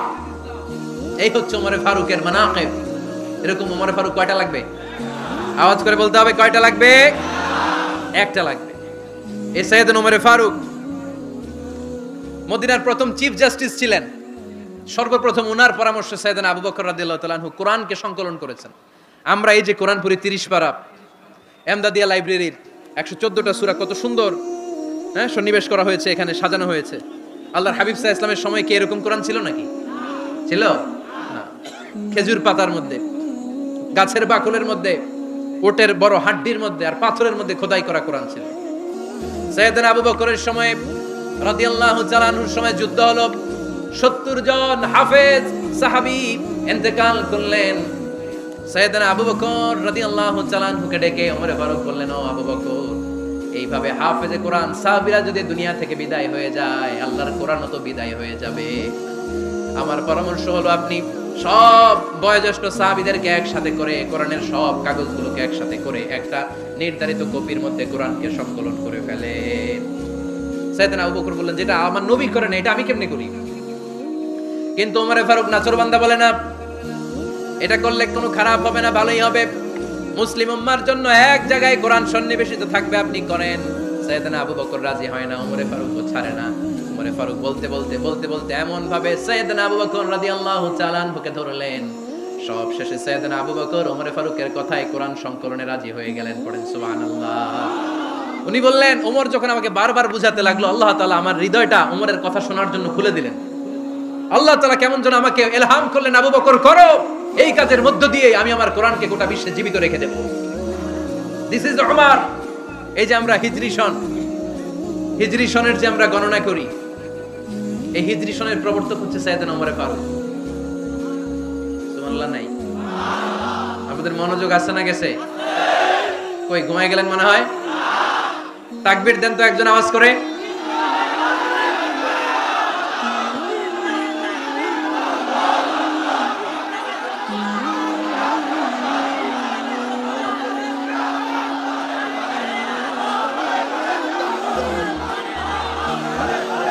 মাশাআল্লাহ মাশাআল্লাহ। বসেন বসেন, এখনই শেষ করে দেব কিছু সময়ের মধ্যে, আমরা একসাথে বিদায় নেব ইনশাআল্লাহ। ওঠা বসা করবেন না, ওঠা বসা করবেন না, বসেন। সাইয়েদনা ওমর ফারুক এই হিজরি সনের গণনা শুরু করেছেন। সাহাবারা বলল, আমিরুল মুমিনিন, খ্রিস্টানদের ঈসাই সন আছে, আমাদের মুসলমানদের কোনো সন নাই। আমাদের একটা সন থাকলে আমাদের জিজিয়া নিতে, আমাদের যাকাতের টাকা উত্তোলন করতে অনেক সুবিধা হবে। ওমর ফারুক বললেন, তাহলে কোন সালকে হিজরি, কোন সালকে মুসলিম সাল হিসেবে আমরা ঘোষণা দিতে পারি? একজন বলল, আমার নবী যেই সালে জন্মগ্রহণ করেছেন ওই সালে। ওমর ফারুক বললেন, না, আমার নবীর জন্ম আমাদের জন্য খুশির দিন, কিন্তু এটা আমাদের জন্য প্রেরণা নয়, প্রেরণা নবীর কাজে, ঠিক কিনা? আরো কিছু সাহাবারা বলল, তাহলে যেই সালে আমার নবী ইন্তেকাল করেছে ওইটারে প্রথম সাল ধরেন। ওমর ফারুক বললেন, না, যেদিন তিনি ইন্তেকাল করেছেন এটা আমাদের দুঃখের দিন, এটা আমাদের প্রেরণা নয়। আমাদের প্রেরণা হচ্ছে বিশ্বনবীর ত্যাগ, তিতিক্ষা আর কাজের মধ্য দিয়ে। জোরে কোন ঠিক কিনা? ওমর ফারুক বললেন, যেদিন বিশ্বনবী ইসলাম রক্ষায় নিজের মাতৃভূমি ছেড়ে মক্কা থেকে মদিনায় গিয়েছেন, ওই দিনটাকে হিজরি প্রথম দিন ধরে আমরা হিজরি সাল গণনা করে শুরু করে দেব। ওইটাই হচ্ছে হিজরি সন। সেখান থেকে হিজরি সনের প্রবর্তন করেছেন সাইয়েদনা ওমর ফারুক রাদিয়াল্লাহু তাআলা আনহু। এই যে স্টেট গভর্নমেন্ট, এই যে প্রিজন, জেলখানা, ক্যান্টনমেন্ট, সচিবালয়, গণভবন, বঙ্গভবন, মুক্তিযোদ্ধাদের ভাতা, রাষ্ট্রীয় ভাতা, এই সব নিয়ম কানুন সাইয়েদনা ওমর ফারুক তার রাষ্ট্রীয় আমলে তিনি নিজে করেছেন। চিল্লায় পড়েন আল্লাহু আকবার। মুসলমানদের আলাদা কারেন্সি, নিজস্ব মুদ্রা ব্যবস্থা নিজে চালু করেছেন। সৈনিকদের মধ্যে যারা বিবাহিত, প্রতি 6 মাস অন্তর অন্তর 1 মাসের ছুটি কাটাতে তারা ফিরে আসবে, সাইয়েদনা ওমর ফারুক চালু করেছেন। চিল্লায় আওয়াজ করে পড়েন আল্লাহু আকবার। এই যে আমরা 20 রাকাত সালাতুত তারাবি পড়ি রমাদানে, পড়েন না আপনারা? এটা সাইয়েদনা ওমর ফারুক চালু করেছে। সুবহানাল্লাহ পড়তে পারলেন না? কোরআনে মোট 22টা আয়াত আছে যেখানে সাহাবারা ইনডিসিশনে ভুগছিলেন। বিশ্বনবীর মত একটা, ওমর ফারুকের মত আর একটা। এই 22 জায়গায় আল্লাহ তাআলা বিশ্বনবীর মতের পক্ষে আয়াত নাজিল না করে ওমর ফারুকের মতের পক্ষে কোরআনের আয়াত নাজিল করেছেন। আওয়াজ করে পড়েন আল্লাহু আকবার। এদিকে উঠলেন কেন আপনারা? যারা উঠছেন আমার দিকে তাকান।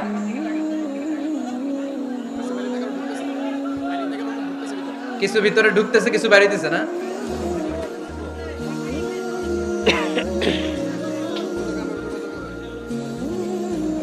সাইয়েদনা ওমর ফারুক, আমরা সাহাবীদের জীবন চরিত পড়তে চাই না?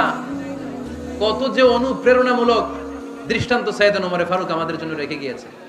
ওমর ফারুক যখন খলিফা, দিনের বেলায় যদি রাষ্ট্রে কোনো নিয়ম জারি করতেন, দিনের বেলায় জনগণকে কোনো বিষয়ে যদি নিষেধ করতেন, রাত্রে বেলায় খাওয়ার সময় ফ্যামিলি মেম্বারদের সবাইকে বলতেন, এই দিনের বেলা আমি জনগণকে এই কাজ করতে নিষেধ করেছি, তোমরা আমার ফ্যামিলি মেম্বার, খবরদার তোমরা এই কাজ করো না। জনগণ করলে যতটুকু শাস্তি, তোরা করলে পাবি ডবল শাস্তি।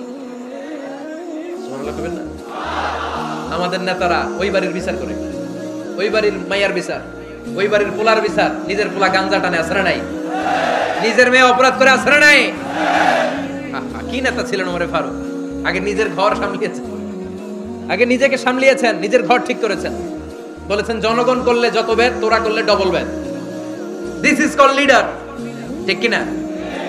এক বাবা এসে বললেন, ওমর ফারুক আমার ছেলে কথা শোনে না, বেয়াদব।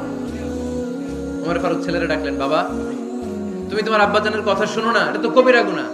ছেলে বলে, ওমর ফারুক সব দায় দায়িত্ব আল্লাহ ছেলে মেয়েদেরকে দিয়েছে, বাবা মাকে কোনো দায়িত্ব দেয়নি। ওমর ফারুক বললেন, অবশ্যই দায়িত্ব দিয়েছে। তাহলে বলেন আমার বাবার দায়িত্ব কি? উনি বললেন, প্রাইমারিলি প্রথমত 3 দায়িত্ব। আইয়ান চাকিয়া উম্মা, পৃথিবীর প্রতিটি বাবার উচিত ছেলেদের মেয়েদের জন্য ভালো মায়ের ব্যবস্থা করা। 2 নম্বরে আইয়ুহসিনা ইসমা, সুন্দর তার একটা নাম রেখে দেয়া। 3 নাম্বার ইউআল্লিমাহুল কিতাব, তার আল্লাহর কিতাব শিক্ষা দেওয়া। এবার ছেলেকে আমার আব্বা 3টার একটাও করে নাই। এবার ওমর ফারুক রেগে গেলেন, বাবার কাঁধে ধরলেন, বললেন তুই ছেলের জন্য বিচার নিয়ে আসলি, তোর 3টা দায়িত্বের একটাও তুই পালন করিস নাই। ছেলে বলে, আমিরুল মুমিনিন, আমার মা নর্তকী, আমার মা মাজুসি, আমার মায়ের মধ্যে কোনো আদব কাদব নাই, সুন্দরী দেখে আমার মারে বাবা বিয়ে করছে, আমার মায়ের কাছ থেকে জীবনে কিছু শিখি নাই। 2 নাম্বার সাম্মানি খানফাসা, আমার বাবা আমার নাম রেখেছে চামচিকা। কি নাম রাখছে? এটা নাম হইলো একটা, এরকম উল্টাপাল্টা নাম আছে না? নাই না, এগুলো রাখবেন না। আব্দুল্লাহ রাখবেন, আব্দুর রহমান রাখবেন, আর একটা কি বলছি আজকে, হুযায়ফা রেখে দিয়েন, পারবেন? ওয়ালাম ইউআল্লিমনি হারফাম মিন কিতাবিল্লাহ আমিরুল মুমিনিন, শুধু তাই না, আল্লাহর কোরআনের একটা অক্ষর আমার বাবা কোনোদিন আমারে শিক্ষা দেয় নাই। ওমর ফারুক রেগে গেলেন, এবার বাপের কান্দে দইরা মারতে শুরু করলেন। তুই ফুলার নামে বিচার নিয়ে আইছিস, তোরে মার দিমু আগে। এরকম নেতার দরকার আছে না নাই? মদিনায় এক লোক তার বউরে রাগের চোটে 100 তালাক দিয়ে ফেলছে। কয় তালাক দেয়ার নিয়ম? কয়টা দিছে? কয়টা? এবার স্ত্রী কাঁদতে কাঁদতে এসে বলে, আমিরুল মুমিনিন দেখেন, আমার স্বামী আমারে রেগে মেগে 100 তালাক দিছে। ওমর ফারুক বললেন, দইরা নিয়ে এটারে। নিয়ে আসা হলো। ওমর ফারুক বললেন, কয়টা তালাক দিয়েছো? কয় 100টা। কেন দিছো? কয় মাথা গরম ছিল। এরকম আছে না?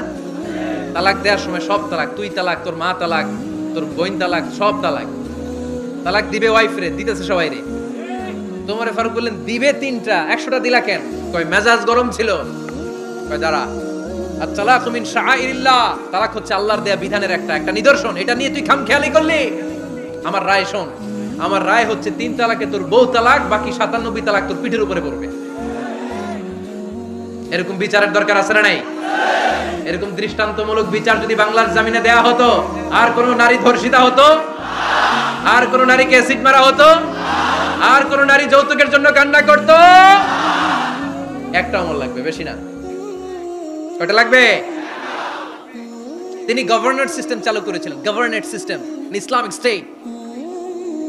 বাহরাইন, ইয়ামান, মিসর, কুফা, বসরা, মক্কা, মদিনা, এই 7 জায়গায় 7 জন গভর্নর পাঠিয়েছেন, তাদের থেকে তথ্য নিতেন। এই গভর্নর সিস্টেম উনি বানিয়েছেন। সাইয়েদনা আমর ইবনে আল আস রাদিয়াল্লাহু তাআলা আনহুকে পাঠিয়েছেন মিশরে। মিশরে একটা দৌড় প্রতিযোগিতা হতো। ওই দৌড় প্রতিযোগিতায় আমর ইবনুল আস রাদিয়াল্লাহু তাআলা আনহুর ছেলে অংশগ্রহণ করেছে, কিন্তু এক মিশরি ওই দৌড় প্রতিযোগিতায় চ্যাম্পিয়ন হয়ে গেছে, রানার্স আপ হয়েছে আমর ইবনুল আসের ছেলে। এবার মিশরি ফার্স্ট আর গভর্নরের ছেলে সেকেন্ড। রাগের চোটে আমর ইবনুল আসের ছেলে ওই মিশরির মাথার মধ্যে কয়েকটা বাড়ি মেরেছে। মিশরি বলে, আমার মাল্লা কেন, তুমি খেলাই পারো না, আমারে মাল্লা কেন? কয় আনা ইবনুল আকরামিন, আমি গভর্নরের পোলা, আমি যা বলবো এটাই হবে, আমার উপরে কথা নাই। মিশরি ওইখানে আর ঝগড়া বাঁধায় নাই, মনে দুঃখ নিয়ে মদিনায় চলে আসলেন। এসে বললেন, আমিরুল মুমিনিন, আপনি আমর ইবনুল আস রাদিয়াল্লাহু তাআলা আনহুকে মিশরের গভর্নর বানিয়ে পাঠিয়েছেন। একটা প্রতিযোগিতায় আমি চ্যাম্পিয়ন হয়েছি, ওনার ছেলে হয়েছে রানার আপ। কেন সে চ্যাম্পিয়ন হতে পারে নাই? এই কারণে আমার মাথায় লাঠি দিয়ে 3টা বাড়ি মেরেছে। বিচারটা দিছে কার দরবারে? কথা বুঝেন নাই বোধহয়? ওমর ফারুকের দরবার। ওমর ফারুক বললেন, তাই আগামী বছরের অমুক তারিখ আমি সব গভর্নরদেরকে ডেকে হিসাব নিই, তো ওই দিন তুই থাকবি, পারবি না? মিশরে বলে, পারবো মানে অবশ্যই পারবো। ওই দিন 7 রাজ্য থেকে 7 গভর্নর হাজির, গভর্নরদের ছেলেরাও হাজির, মিশরীয় হাজির।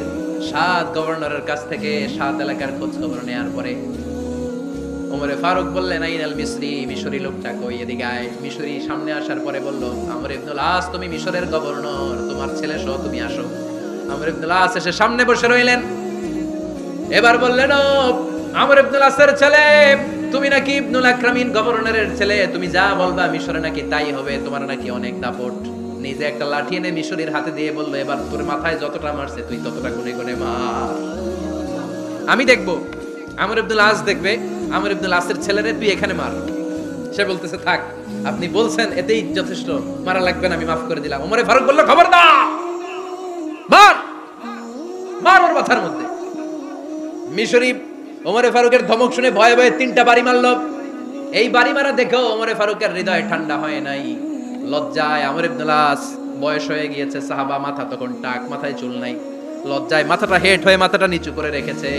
এবার রাগের চোটে ওমর ফারুক বললেন, এবার আমর ইবনুল আসের টাক মাথার মধ্যে একটা মার, মার। কেন ছেলেকে শিক্ষা দিতে পারে নাই? ইয়া আমর ইবনুল আস, মাতা জাআলতুমুন নাস আবিদা, তোমরা কখন মিশরীদেরকে নিজেদের দাস বানায় নিলা? ওয়াকাদ ওয়ালাদাতুম উম্মুহুম আহরারা, আর ওদের মায়েরা তো ওদেরকে স্বাধীন সন্তান হিসেবে প্রসব করেছে। মানুষদের উপর ক্ষমতাগিরি করার জন্য গভর্নর পাঠাই নাই। খবরদার, জনগণ তাদেরকে দেখভাল করার জন্য তোমাদেরকে পাঠানো হয়েছে, তাদের উপর কোনো অত্যাচার করার জন্য নয়। চিল্লায় বলেন ঠিক কিনা? এরকম নেতা কয়টা লাগবে? কয়টা? ওই নেতার নাম কি? ওমর। হা হুয়া ইয়াতি ওমর। 22 জায়গায় বিশ্বনবী কয় একটা, ওমরে ফারুক বলে আরেকটা। আল্লাহ বলে, বিশ্বনবী আপনার পক্ষে আমি আয়াত নাজিল করতে পারলাম না, আমি ওমরের পক্ষে নাজিল করে দিলাম। বিশ্বনবী বলতেন, ইন্নালি কুল্লি উম্মাতিন মুহাদ্দাস, সব উম্মতের মধ্যে, সব নবীর উম্মতের মধ্য থেকে একজন করে আল্লাহ তাকে মুহাদ্দিস বানাতো। মুহাদ্দিস না, মুহাদ্দাস। মুহাদ্দাস মানে এমন লোক যিনি যা ভাবতো ওই ভাবনাটাই আল্লাহ আয়াত হিসেবে নাজিল করে দিতেন। বিশ্বনবী বলেন, আমার উম্মতের মধ্যে মুহাদ্দাস হচ্ছে সাইয়েদনা ওমর। মদিনার সবচেয়ে বড় মুনাফিকের নাম আব্দুল্লাহ ইবনে উবাই ইবনে সালুল, সব মুনাফিকদের সরদার, কিন্তু এই মুনাফিকের ছেলেটা হলো পাক্কা ইমানদার। এই ছেলের নাম হলো আব্দুল্লাহ। আওয়াজ করে বলেন, ছেলের নাম কি? আব্দুল্লাহ ইবনে উবাই ইবনে সালুল। মুনাফিক সরদার যখন ইন্তেকাল করলো, সাইয়েদনা আব্দুল্লাহ রাদিয়াল্লাহু তাআলা আনহু বিশ্বনবীর কাছে এসে চোখের পানি ছেড়ে ডেকে বলে, নবী আপনিও জানেন, আমিও জানি, মদিনার সবাই জানে আমার আব্বা মুনাফিকদের সরদার, কিন্তু আমার মন তো মানে না, আমার তো পিতা, আমার তো বাবা লাগে, আমার তো মন মানে না। আপনিও জানেন মুনাফিক, আমিও জানি মুনাফিক। নবী আপনার দরবারে কিছু আমি চাই না, আপনার গায়ের একটা জামা দেন, আপনার জামাটা পরিয়ে আমার বাবারে দাফন দিব। এর উসিলায় যদি আমার আব্বারে আল্লাহ মাফ করে দেয়, দয়ার নবী মায়ের নবী জামা খুলে দিয়ে দিলেন। পড়েন সুবহানাল্লাহ। আব্দুল্লাহ রাদিয়াল্লাহু তাআলা আবার আবদার চললেন, নবী জানি আমার বাবা মুনাফিক, কিন্তু আমার তো বাবা, আপনার দরবারে ফরিয়াদ, আপনি নিজে যে আমার বাবার জানাজার নামাজের ইমামতি করবেন। দয়ার নবী মায়ার নবী জানাজার নামাজে যেতে চাইলেন। ওমরে ফারুক বললেন, নবী না, খবরদার, আপনি উবাই ইবনে সালুলের জানাজায় যাবেন না। বিশ্বনবী জোর করে যেতে চাইলেন। সাইয়েদনা ওমরে ফারুক বিশ্বনবীর জামা পেছন থেকে টেনে ধরলেন। আল্লাহু আকবার। টেনে ধরলেন, যাবেন না আপনি। ওমরে ফারুকের হাত থেকে হ্যাচকা টান মেরে জুব্বা টান দিয়ে বিশ্বনবী জানাজায় চলে গেলেন। রব্বুল আলামিন আয়াত নাজিল করলেন, ইস্তাগফির লাহুম আও লা তাস্তাগফির লাহুম ওয়া ইন তাস্তাগফির লাহুম ৭০ মাররাতান ফালান ইয়াগফিরাল্লাহু লাহুম। নবী গো, একবার নয়, দুইবার নয়, ৭০ বারও যদি এই মুনাফিকের জন্য আপনি ক্ষমা চান, তার জন্য ক্ষমা নাই, তার জন্য আছে জাহান্নাম। ওয়ালা তাকুম, আপনি যাবেন না আলা কবরি, কখনো তাদের জানাজায় যাবেন না। এই যে একটা ভুল করে ফেলছেন, এটা এবারই শেষ, এরপরে আর যাবেন না। সাইয়েদনা ওমর ফারুকের পক্ষে আল্লাহ তাআলা কোরআনের আয়াত নাযিল করে দিলেন, চিল্লায়ে পড়েন আল্লাহু আকবার।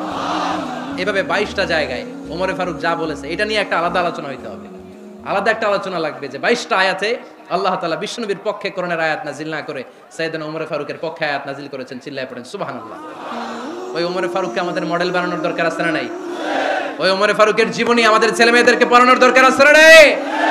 আমাদের ভবিষ্যৎ প্রজন্ম এগুলো জানে না। ওরা সালমান খান দেখে বড় হয়, ওরা শাহরুখ খান দেখে বড় হয়, ওরা ঋত্বিক রোশনকে দেখে বড় হয়, ওরা মনে করে যে এরাই বড় সুপার হিরো। আমাদের যে কত বড় সুপার হিরো আছে এরা জানেই না। নতুন প্রজন্মের কর্ণকোহরে সাইয়েদনা ওমর ফারুকের ইতিহাস পৌঁছে দেওয়ার দরকার আছে না নাই? ওমর ফারুকের ইন্তেকালের ঘটনাটা বলেই আমরা মোনাজাতের দিকে যাব। শুনবেন? শুনতে চান? উনি স্বপ্নে দেখলেন একটা লাল মোরগ ওনাকে 3টা ঠোকর মেরেছে। কয়টা? উনি জুমার নামাজে, জিলহজ মাসের শেষ সপ্তাহে জুমার নামাজে বললেন যে একটা লাল মোরগ 3টা ঠোকর মেরেছে। মুগীরা ইবনে শুবা রাদিয়াল্লাহু তাআলা আনহুর দাস আবু লুলু আল মাজুসি, এই লোকটা খঞ্জর বানাতে পারতো। মুগীরা রাদিয়াল্লাহু তাআলা আনহুর দাস। মুগীরা প্রতিদিন 4 দিরহাম করে চার্জ করতো, যেহেতু দাস। সে এসে বিচার দিল, আমিরুল মুমিনিন, মুগীরা আমার থেকে বেশি টাকা চায়, জুলুম করে। ওমর ফারুক বললেন, তাই? তুমি কি কাজ জানো? বলে, আমি খঞ্জর বানাতে জানি। বাড়ি কই? পারস্য। আরে তুমি খঞ্জর বানাতে জানলে তো 4 দিরহাম অনেক কম, সে তো আরো বেশি টাকা নেওয়া দরকার ছিল তোমার থেকে। আবু লুলুর এই কথা পছন্দ হয় নাই। সে কয়, ওমর তুমি সবারে দয়া দেখাও আর আমার ক্ষেত্রে কঠিন নিয়ম বানাইলা, দাঁড়াও এই নিয়ম তোমারে আমি দেখাবো।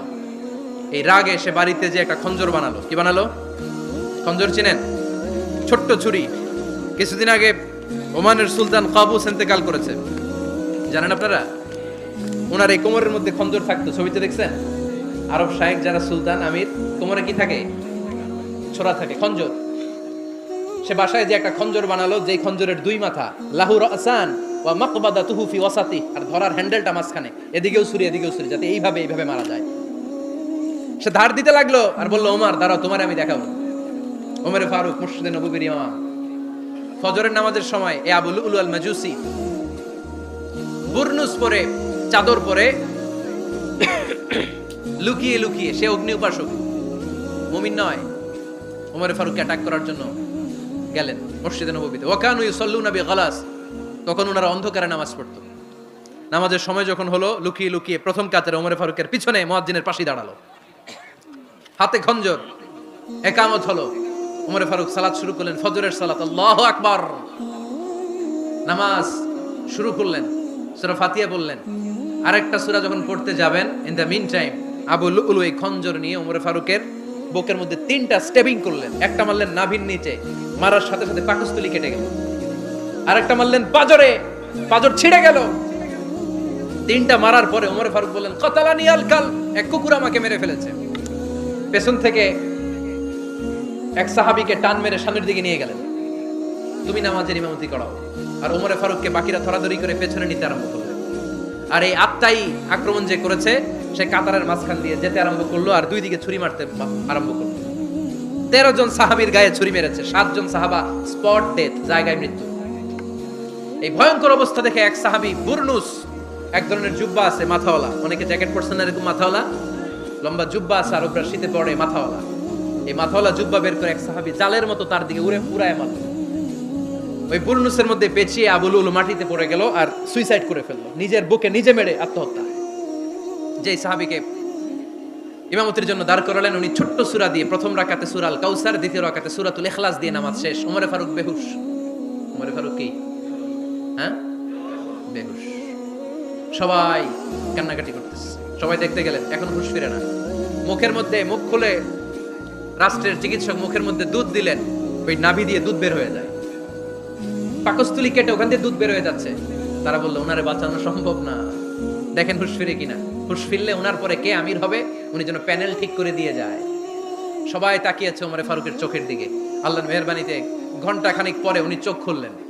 চোখ খোলার পরেই বলেন নাই ও মা আমি মরে যাই। চোখ খোলার পরে উনি বলেন নাই কে মারলো আমারে। চোখ খোলার পরে উনি বলেন নাই আমার পরে নেতা কে হবে। চোখ খোলার পরে সর্বপ্রথম কথাটি ছিল আসল্লান নাস, আমার নেতৃত্বে যে ফজরের নামাজটা শুরু হয়েছিল এটাকে ঠিকমতো তোরা পড়েছিলি? আমার নেতৃত্বে যে ফজরের জামাত শুরু হয়েছিল সেটা ঠিকঠাক মতো সমাপ্ত হয়েছিল কিনা আগে বল। আসল্লান নাস, নামাজটা হয়েছে কিনা বল। সুবহানাল্লাহ কইতে পারলেন না? This is Omar, hour super hero. নেতা অনেকগুলো লাগে না, এরকম নেতা একটাই যথেষ্ট যে গোটা বিশ্বকে কাঁপায় দিতে পারে। চিল্লায় বলো ঠিক কিনা? আমরা চাই আমাদের ছেলেগুলো ওমরে ফারুকের মতো বড় হোক। আমরা চাই আমাদের ছেলে মেয়েগুলো খাব্বাব, খুবাইব, সাইয়েদনা আলী, উসমান, আবু বকর রাদিয়াল্লাহু তাআলা আনহুর অনুসরণে বড় হোক। ঠিক কিনা? আমরা একটা ওমর চাই যিনি আমাদেরকে সালাতের শিক্ষা দিয়ে গিয়েছেন, ইন্তেকালের আগে বলেছেন সাল্লান নাস। এজন্য আমরা যেন নামাজ কখনো নষ্ট না করি। আল্লাহর জমিনে দ্বীন বাস্তবায়নে আসাদ্দুহুম ফি আমরিল্লাহি উমর, ওমর রাদিয়াল্লাহু তাআলা আনহুর মতো এত কঠোর কেউ ছিলেন না। তাই দ্বীন বাস্তবায়নে আমরা যেন কাউরে ছাড় না দেই। সবার আগে আল্লাহর দ্বীন, সবার আগে আল্লাহর কোরআন, সবার আগে আমার ইসলাম। ঠিক কিনা? চাইলেই কেউ এদেশ থেকে ইসলামরে মিটাই দিতে পারবে না। যে দেশে আল্লাহু আকবার ধ্বনির সাথে সাথে সূর্য উঠে যায়, আল্লাহ ডুবে যায়, সে দেশে আর কিছু থাকবে না থাক আমার ইসলাম থাকবেই, আর কিছু থাকবে না থাক আমার কোরআন থাকবেই।